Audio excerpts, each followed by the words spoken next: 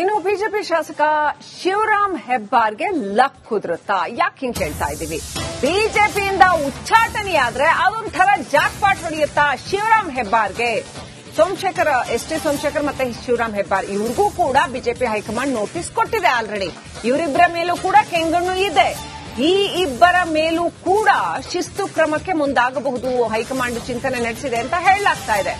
ಆದ್ರೆ ಬಿಜೆಪಿಯಿಂದ ಉಚ್ಚಾಟನೆ ಆದ್ರೆ ಇಬ್ಬರಲ್ಲಿ ಒಬ್ಬರಿಗೆ ಅಂದ್ರೆ ಮೋಸ್ಟ್ ಪ್ರಾಬಬ್ಲಿ ಶಿವರಾಮ್ ಹೆಬ್ಬಾರ್ಗೆ ಲಕ್ ಸಿಗುತ್ತಾ ಅಂತ. ಯಾಕೆ ಹಿಂಗ್ ಹೇಳ್ತಾ ಇದ್ದೀವಿ?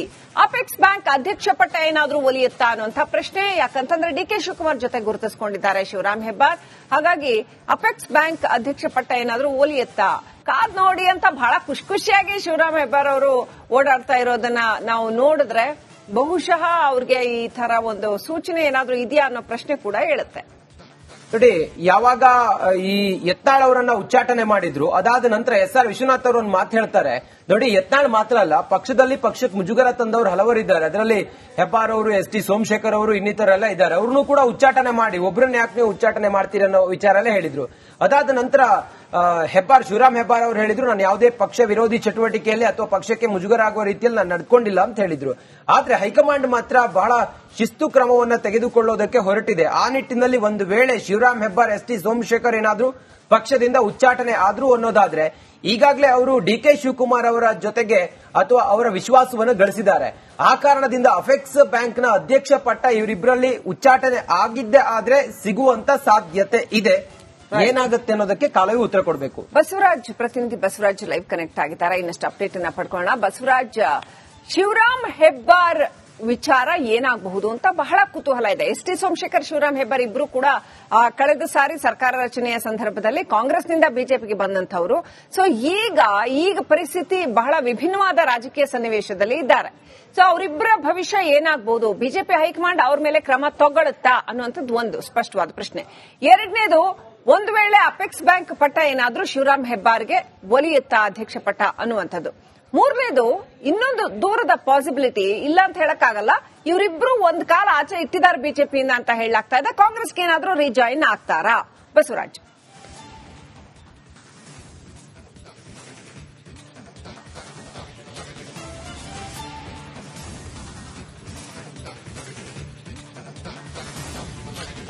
ಬಹಳ ಪ್ರಮುಖವಾಗಿ ಈಗಾಗಲೇ ಯತ್ನಾಳ್ ಅವರ ಮೇಲೆ ಏನು ಕ್ರಮ ಆಗಿದೆ ಬಿಜೆಪಿಯಿಂದ, ಶಿವರಾಮ್ ಹೆಬ್ಬಾರ್ ಮತ್ತು ಎಸ್.ಟಿ. ಸೋಮಶೇಖರ್ ಅವರ ಮೇಲೂ ಕ್ರಮ ಆಗುತ್ತೆ ಅನ್ನುವಂಥದ್ದು ಬಲ್ಲ ಮೂಲಗಳ ಮಾಹಿತಿ. ಇದರ ಇಂಟು ಕಳೆದ 15-20 ದಿನಗಳ ಹಿಂದೆ ಈ ಶಾಸಕರಿಗೆ ಸಿಕ್ಕಿರ್ತಕ್ಕಂಥದ್ದು. ಹೀಗಾಗಿ ಮುಂಚೆಯಿಂದನೂ ಕೂಡ ಅವರು ಕಾಂಗ್ರೆಸ್ ಜೊತೆ ಗುರುತಿಸಿಕೊಂಡಿದ್ದಾರೆ. ಆದ್ರೆ ಕಾಂಗ್ರೆಸ್ ಸೇರ್ತಾರ ಇಲ್ಲ ಅನ್ನುವಂಥದ್ದು ಇನ್ನಷ್ಟೇ ಸ್ಪಷ್ಟವಾಗಬೇಕಾಗಿದೆ. ನಿಮ್ಮ ಈ ಎರಡನೇ ಪ್ರಶ್ನೆಗೆ ಉತ್ತರ ಅನ್ನೋದಾದ್ರೆ, ಖಂಡಿತವಾಗಿಯೂ ಈಗಾಗಲೇ ಡಿ.ಕೆ. ಶಿವಕುಮಾರ್ ಅವರ ಬಣ ಅಪೆಕ್ಸ್ ಬ್ಯಾಂಕ್ ಅಧ್ಯಕ್ಷ ಸ್ಥಾನವನ್ನು ಹಿಡಿಬೇಕು ಅನ್ನುವಂಥ ಪ್ರಯತ್ನವನ್ನ ಮಾಡ್ತಾ ಇದೆ. ಮೊದಲನೇದಾಗಿ ಡಿ.ಕೆ. ಶಿವಕುಮಾರ್ ಅವರ ಸಂಬಂಧಿ ಎಂಎಲ್ಸಿ ಆಗಿರ್ತಕ್ಕಂಥ ಎಸ್ ರವಿ ಪರವಾಗಿ ಅವರ ಬ್ಯಾಟಿಂಗ್ ಇದೆ. ಆದ್ರೆ ಅಲ್ಲಿ ಒಂದಷ್ಟು ಸಮಸ್ಯೆಗಳಿದಾವೆ. ಒಂದಷ್ಟು ನಿರ್ದೇಶಕರು ಎಸ್ ರವಿ ಅವರಿಗೆ ಅಧ್ಯಕ್ಷ ಸ್ಥಾನ ಕೊಡಕ್ಕೆ ಒಪ್ತಾ ಇಲ್ಲ. ಹಾಗಾಗಿ ಈಗಾಗಲೇ ಏನು ಬಿಜೆಪಿಯಿಂದ ಉಚ್ಚಾಟನೆ ಆದ್ರೆ ಅದು ಕಾಂಗ್ರೆಸ್ ಜೊತೆಗೆ ಗುರುತಿಸಿಕೊಂಡಿರೋದು ಮತ್ತು ಡಿಕೆಶಿ ಆಪ್ತ ಬಳಗದಲ್ಲಿ ಗುರುತಿಸಿಕೊಂಡಿರ್ತಕ್ಕಂಥ ಒಬ್ಬರ ನಿರ್ದೇಶಕರಾಗಿರ್ತಕ್ಕಂಥ ಶಿವರಾಮ್ ಹೆಬ್ಬಾರ್ ಅವರಿಗೆ ಲಕ್ಕ ಕುದುರುವಂತ ಸಾಧ್ಯತೆ ಇದೆ. ಅವ್ರಿಗೂ ಕೂಡ ಒಂದಷ್ಟು ಡಿ.ಕೆ. ಶಿವಕುಮಾರ್ ಅವರು ಮಾತು ಕೊಟ್ಟಿದ್ದಾರೆ ಅನ್ನುವಂತ ಎಕ್ಸ್ಕ್ಲೂಸಿವ್ ಮಾಹಿತಿಗಳು ಇದಾವೆ. ಹಾಗಾಗಿ ಅವರು ಎಸ್ ರವಿ ಅವರಿಗೆ ಆಗದೇ ಇದ್ರೆ ಶಿವರಾಮ್ ಹೆಬ್ಬಾರ್ ಅವರಿಗೆ ಲಕ್ಕ ಕುದುರುವಂತ ಸಾಧ್ಯತೆ ಇದೆ. ಅದು ಅಪೆಕ್ಸ್ ಬ್ಯಾಂಕ್ ಅಧ್ಯಕ್ಷ ಸ್ಥಾನ. ಇನ್ನುಳಿದಂತೆ ಇವರು ಉಚ್ಚಾಟನೆ ಆದ್ರೆ ಸ್ವತಂತ್ರ ಅಭ್ಯರ್ಥಿಗಳಾಗ್ತಾರೆ, ಸ್ವತಂತ್ರ ಶಾಸಕರಾಗ್ತಾರೆ. ಅವರು ಪಕ್ಷವನ್ನೇ ಸೇರ್ಬೇಕಂತ ಏನಿಲ್ಲ, ಬೆಂಬಲ ಕೊಟ್ಕೊಂಡಿದ್ರು ಆಗುತ್ತೆ. ಚುನಾವಣೆ ಸಂದರ್ಭದಲ್ಲಿ ಅವರು ಕಾಂಗ್ರೆಸ್ ಸೇರಿದ್ರು ಆಗುತ್ತೆ, ಸೇರದೇ ಇದ್ರು ಆ ಸಂದರ್ಭದಲ್ಲಿ ಸೇರ್ಬೇಕಾಗುತ್ತೆ. ಯಾಕಂದ್ರೆ ಅವರು ಮತ್ತೆ ಅಲ್ಲಿ ಅವರ ಕ್ಷೇತ್ರಗಳ ಟಿಕೆಟ್ ಅನ್ನ ಬಯಸಿದ್ರೆ. ಆದ್ರೆ ಸದ್ಯಕ್ಕೆ ಅವರು ಸ್ವತಂತ್ರವಾಗಿರ್ತಾರೆ. ಯಾವ ಪಕ್ಷದ ಜೊತೆ ಬೇಕಾದ್ರೂ ಅವರು ಮತಗಳನ್ನ ಹಾಕೋದು, ಅಂದ್ರೆ ಎಂಎಲ್ಸಿ ಚುನಾವಣೆ ಇರಬಹುದು, ರಾಜ್ಯಸಭಾ ಚುನಾವಣೆ ಇರಬಹುದು, ಆಗ ಹಾಕುವಂತದ್ದು ಮತ್ತು ಒಂದಷ್ಟು ಬಿಲ್ಗಳ ಸಂದರ್ಭದಲ್ಲಿ ಯಾವ ಪಕ್ಷದ ಪರವಾಗಾದ್ರೂ ಅವರು ಕೈ ಎತ್ತುವಂತ ಸಾಧ್ಯತೆಗಳು ಇದಾವೆ. ಹಾಗಾಗಿ ಅವರು ಈಗ ಸದ್ಯಕ್ಕೆ ತೀರ್ಮಾನ ಮಾಡಲಿಕ್ಕಿಲ್ಲ ಕಾಂಗ್ರೆಸ್ ಸೇರ್ತೇವೆ ಅನ್ನುವಂಥದ್ದು. ಚುನಾವಣೆ ಸಂದರ್ಭಕ್ಕೆ ಅವರು ಕಾಂಗ್ರೆಸ್ ಸೇರುವಂತಹ ಸಾಧ್ಯತೆಗಳು ಸದ್ಯದ ಮಟ್ಟಿಗೆ ಇದ್ದಾವೆ. ಒಟ್ಟಾರೆಯಾಗಿ ಅವರು ಉಚ್ಚಾಟನೆ ಆದ್ರೆ ಲಾಭವೇ ಇದೆ ಹೊರತು ಅವರಿಗೆ ಲಾಸ್ ಇಲ್ಲ ಅನ್ನುವಂತ ನಿರ್ಧಾರಕ್ಕೆ ಎಸ್.ಟಿ. ಸೋಮಶೇಖರ್ ಆಗಿರ್ಬೋದು ಮತ್ತು ಶಿವರಾಮ್ ಹೆಬ್ಬಾರ್ ಆಗಿ ಬಂದಿದ್ದಾರೆ ಅನ್ನುವಂಥದ್ದು. ಆದ್ರಿಂದ ಅವರು ಆದಷ್ಟು ಶೀಘ್ರ ಅವರು ಉಚ್ಚಾಟನೆ ಆಗಲಿ ಅನ್ನುವಂಥದ್ದು ಬಿಜೆಪಿಯಿಂದ ಅವರೇ ಕಾಯ್ತಾ ಇದ್ದಾರೆ ಅನ್ನುವಂತ ಮಾಹಿತಿಗಳಿದಾವೆ. ಶ್ರೀಲಕ್ಷ್ಮಿ, ಥ್ಯಾಂಕ್ ಯು ಬಸವರಾಜ್ ಡೀಟೇಲ್ಸ್ಗಾಗಿ. ಇನ್ನು ಬಿಜೆಪಿ ಶಾಸಕ ಶಿವರಾಮ್ ಹೆಬ್ಬಾರ್ಗೆ ಲಕ್ ಕುದುರುತ್ತಾ? ಯಾಕೆ ಹಿಂಗ್ ಹೇಳ್ತಾ ಇದ್ದೀವಿ? ಬಿಜೆಪಿಯಿಂದ ಉಚ್ಚಾಟನೆಯಾದ್ರೆ ಅದೊಂಥರ ಜಾಕ್ಪಾಟ್ ಹೊಡೆಯುತ್ತಾ ಶಿವರಾಮ್ ಹೆಬ್ಬಾರ್ಗೆ? ಸೋಮಶೇಖರ್ ಎಸ್.ಟಿ. ಸೋಮಶೇಖರ್ ಮತ್ತೆ ಶಿವರಾಮ್ ಹೆಬ್ಬಾರ್ ಇವ್ರಿಗೂ ಕೂಡ ಬಿಜೆಪಿ ಹೈಕಮಾಂಡ್ ನೋಟಿಸ್ ಕೊಟ್ಟಿದೆ ಆಲ್ರೆಡಿ. ಇವರಿಬ್ಬರ ಮೇಲೂ ಕೂಡ ಕೆಂಗಣ್ಣು ಇದೆ. ಈ ಇಬ್ಬರ ಮೇಲೂ ಕೂಡ ಶಿಸ್ತು ಕ್ರಮಕ್ಕೆ ಮುಂದಾಗಬಹುದು ಹೈಕಮಾಂಡ್ ಚಿಂತನೆ ನಡೆಸಿದೆ ಅಂತ ಹೇಳಲಾಗ್ತಾ ಇದೆ. ಆದ್ರೆ ಬಿಜೆಪಿಯಿಂದ ಉಚ್ಚಾಟನೆ ಆದ್ರೆ ಇವರಿಬ್ಬರಲ್ಲಿ ಒಬ್ಬರಿಗೆ ಅಂದ್ರೆ ಮೋಸ್ಟ್ ಪ್ರಾಬಬ್ಲಿ ಶಿವರಾಮ್ ಹೆಬ್ಬಾರ್ಗೆ ಲಕ್ ಸಿಗುತ್ತಾ ಅಂತ. ಯಾಕೆ ಹಿಂಗ್ ಹೇಳ್ತಾ ಇದ್ದೀವಿ? ಅಪೆಕ್ಸ್ ಬ್ಯಾಂಕ್ ಅಧ್ಯಕ್ಷ ಪಟ್ಟ ಏನಾದ್ರೂ ಒಲಿಯುತ್ತಾ ಅನ್ನುವಂಥ ಪ್ರಶ್ನೆ. ಯಾಕಂತಂದ್ರೆ ಡಿ ಕೆ ಶಿವಕುಮಾರ್ ಜೊತೆ ಗುರುತಿಸಿಕೊಂಡಿದ್ದಾರೆ ಶಿವರಾಮ್ ಹೆಬ್ಬಾರ್.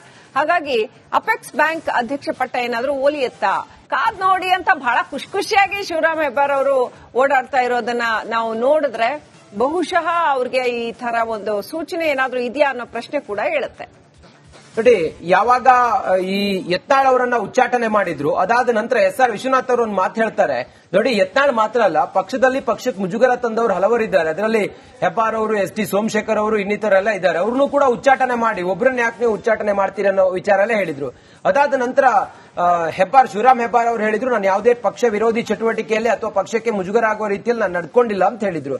ಆದ್ರೆ ಹೈಕಮಾಂಡ್ ಮಾತ್ರ ಬಹಳ ಶಿಸ್ತು ಕ್ರಮವನ್ನ ತೆಗೆದುಕೊಳ್ಳೋದಕ್ಕೆ ಹೊರಟಿದೆ. ಆ ನಿಟ್ಟಿನಲ್ಲಿ ಒಂದು ವೇಳೆ ಶಿವರಾಮ್ ಹೆಬ್ಬಾರ್, ಎಸ್.ಟಿ. ಸೋಮಶೇಖರ್ ಏನಾದ್ರೂ ಪಕ್ಷದಿಂದ ಉಚ್ಚಾಟನೆ ಆದ್ರೂ ಅನ್ನೋದಾದ್ರೆ ಈಗಾಗಲೇ ಅವರು ಡಿ ಕೆ ಶಿವಕುಮಾರ್ ಅವರ ಜೊತೆಗೆ ಅಥವಾ ಅವರ ವಿಶ್ವಾಸವನ್ನು ಗಳಿಸಿದ್ದಾರೆ. ಆ ಕಾರಣದಿಂದ ಅಪೆಕ್ಸ್ ಬ್ಯಾಂಕ್ನ ಅಧ್ಯಕ್ಷ ಪಟ್ಟ ಇವರಿಬ್ಬರಲ್ಲಿ ಉಚ್ಚಾಟನೆ ಆಗಿದ್ದೇ ಆದ್ರೆ ಸಿಗುವಂತ ಸಾಧ್ಯತೆ ಇದೆ. ಏನಾಗುತ್ತೆ ಅನ್ನೋದಕ್ಕೆ ಕಾಲವೇ ಉತ್ತರ ಕೊಡಬೇಕು. ಪ್ರತಿನಿಧಿ ಬಸವರಾಜ್ ಲೈವ್ ಕನೆಕ್ಟ್ ಆಗಿದ್ದಾರೆ. ಇನ್ನಷ್ಟು ಅಪ್ಡೇಟ್ ಅನ್ನ ಪಡ್ಕೊಳ್ಳೋಣ. ಬಸವರಾಜ್, ಶಿವರಾಮ್ ಹೆಬ್ಬಾರ್ ವಿಚಾರ ಏನಾಗಬಹುದು ಅಂತ ಬಹಳ ಕುತೂಹಲ ಇದೆ. ಎಸ್.ಟಿ. ಸೋಮಶೇಖರ್, ಶಿವರಾಮ್ ಹೆಬ್ಬಾರ್ ಇಬ್ರು ಕೂಡ ಕಳೆದ ಸಾರಿ ಸರ್ಕಾರ ರಚನೆಯ ಸಂದರ್ಭದಲ್ಲಿ ಕಾಂಗ್ರೆಸ್ನಿಂದ ಬಿಜೆಪಿಗೆ ಬಂದಂತವರು. ಸೊ ಈಗ ಪರಿಸ್ಥಿತಿ ಬಹಳ ವಿಭಿನ್ನವಾದ ರಾಜಕೀಯ ಸನ್ನಿವೇಶದಲ್ಲಿ ಇದ್ದಾರೆ. ಸೊ ಅವರಿಬ್ಬರ ಭವಿಷ್ಯ ಏನಾಗಬಹುದು? ಬಿಜೆಪಿ ಹೈಕಮಾಂಡ್ ಅವ್ರ ಮೇಲೆ ಕ್ರಮ ತಗೊಳ್ಳುತ್ತಾ ಅನ್ನುವಂಥದ್ದು ಒಂದು ಸ್ಪಷ್ಟವಾದ ಪ್ರಶ್ನೆ. ಎರಡನೇದು, ಒಂದು ವೇಳೆ ಅಪೆಕ್ಸ್ ಬ್ಯಾಂಕ್ ಪಟ್ಟ ಏನಾದ್ರೂ ಶಿವರಾಮ್ ಹೆಬ್ಬಾರ್ಗೆ ಒಲಿಯುತ್ತಾ ಅಧ್ಯಕ್ಷ ಪಟ್ಟ ಅನ್ನುವಂಥದ್ದು. ಮೂರನೇದು, ಇನ್ನೊಂದು ದೂರದ ಪಾಸಿಬಿಲಿಟಿ ಇಲ್ಲ ಅಂತ ಹೇಳಕ್ಕಾಗಲ್ಲ, ಇವರಿಬ್ರು ಒಂದ್ ಕಾಲ ಆಚೆ ಇಟ್ಟಿದ್ದಾರೆ ಬಿಜೆಪಿಯಿಂದ ಅಂತ ಹೇಳಲಾಗ್ತಾ ಇದೆ. ಕಾಂಗ್ರೆಸ್ಗೆ ಏನಾದ್ರೂ ರಿಜಾಯಿನ್ ಆಗ್ತಾರಾ? ಬಸವರಾಜ್.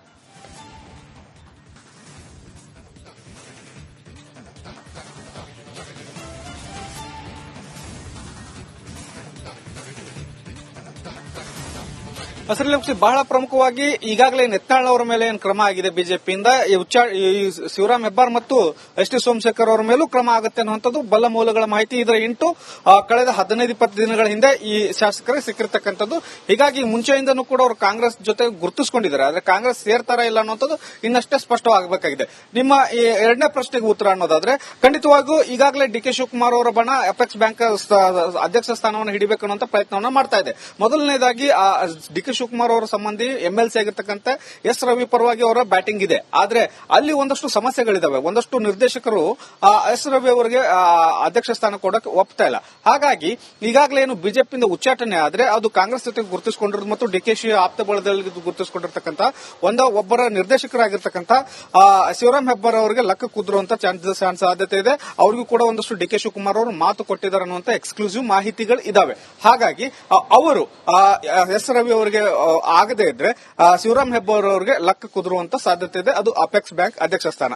ಇನ್ನು ಉಳಿದಂತೆ ಇವರು ಉಚ್ಚಾಟನೆ ಆದ್ರೆ ಸ್ವತಂತ್ರ ಅಭ್ಯರ್ಥಿಗಳಾಗ್ತಾರೆ, ಸ್ವತಂತ್ರ ಶಾಸಕರಾಗ್ತಾರೆ. ಅವರು ಪಕ್ಷವನ್ನೇ ಸೇರ್ಬೇಕಂತ ಏನಿಲ್ಲ, ಬೆಂಬಲ ಕೊಟ್ಕೊಂಡಿದ್ರು ಆಗುತ್ತೆ. ಚುನಾವಣೆ ಸಂದರ್ಭದಲ್ಲಿ ಅವರು ಕಾಂಗ್ರೆಸ್ ಸೇರಿದ್ರು ಆಗುತ್ತೆ, ಸೇರದೇ ಇದ್ರು ಆ ಸಂದರ್ಭದಲ್ಲಿ ಸೇರ್ಬೇಕಾಗುತ್ತೆ. ಯಾಕಂದ್ರೆ ಅವರು ಮತ್ತೆ ಅಲ್ಲಿ ಅವರ ಕ್ಷೇತ್ರಗಳ ಟಿಕೆಟ್ ಅನ್ನ ಬಯಸಿದ್ರೆ. ಆದ್ರೆ ಸದ್ಯಕ್ಕೆ ಅವರು ಸ್ವತಂತ್ರವಾಗಿರ್ತಾರೆ. ಯಾವ ಪಕ್ಷದ ಜೊತೆ ಬೇಕಾದ್ರೂ ಅವರು ಮತಗಳನ್ನು ಹಾಕೋದು, ಅಂದ್ರೆ ಎಂಎಲ್ಸಿ ಚುನಾವಣೆ ಇರಬಹುದು, ರಾಜ್ಯಸಭಾ ಚುನಾವಣೆ ಇರಬಹುದು, ಆಗ ಹಾಕುವಂತದ್ದು ಮತ್ತು ಒಂದಷ್ಟು ಬಿಲ್ಗಳ ಸಂದರ್ಭದಲ್ಲಿ ಯಾವ ಪಕ್ಷದ ಪರವಾಗಾದರೂ ಅವರು ಕೈ ಎತ್ತುವಂತ ಸಾಧ್ಯತೆಗಳು ಇದಾವೆ. ಹಾಗಾಗಿ ಅವರು ಈಗ ಸದ್ಯಕ್ಕೆ ತೀರ್ಮಾನ ಮಾಡಲಿಕ್ಕಿಲ್ಲ ಕಾಂಗ್ರೆಸ್ ಸೇರ್ತೇವೆ ಅನ್ನುವಂಥದ್ದು. ಚುನಾವಣೆ ಸಂದರ್ಭಕ್ಕೆ ಅವರು ಕಾಂಗ್ರೆಸ್ ಸೇರುವಂತಹ ಸಾಧ್ಯತೆಗಳು ಸದ್ಯದ ಮಟ್ಟಿಗೆ ಇದ್ದಾವೆ.